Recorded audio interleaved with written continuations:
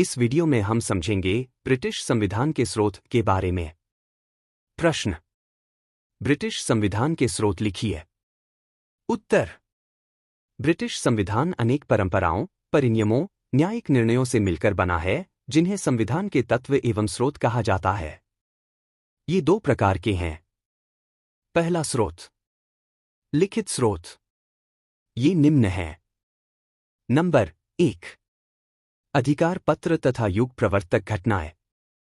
पहले स्रोत में मैग्ना कार्टा 1215, अधिकारों की याचिका 1628, अधिकारों का बिल 1689, सेटलमेंट एक्ट 1701, संसदीय अधिनियम 1911 तथा 1949 एवं भारतीय स्वतंत्रता अधिनियम 1947 आदि आते हैं।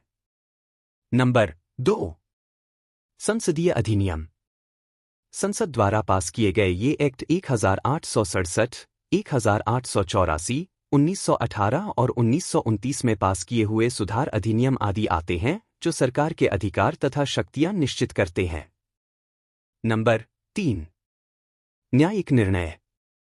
न्यायाधीशों के निर्णयों द्वारा अनेक संविधानों तथा संसदीय कानूनों और अधिकार पत्रों की व्याख्या की गई है और उनका क्षेत्र एवं परिसीमाएं समझाई गई है।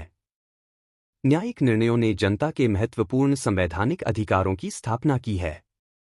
नंबर 4, टीकाएं।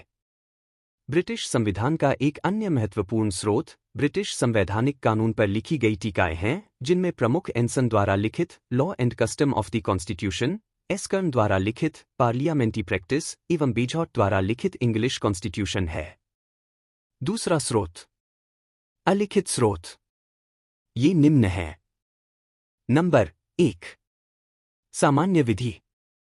साधारण कानून लोगों के रीति रिवाजों पर आधारित हैं और वे कभी भी सम्राट तथा उनकी संसद द्वारा नहीं बनाए गए। उन कानूनों को न्यायाधीशों ने समय समय पर लागू किया है। न्यायाधीशों के निर्णयों द्वारा निरंतर उनका विकास हुआ है। नंबर 2, परंपराएं या रूढ़ियां। इंग्लैंड की शासन व्यवस्था संवैधानिक अभिसमयों अथवा परंपराओं पर ही आधारित है। इन्हें संविधान की आत्मा कहा जा सकता है।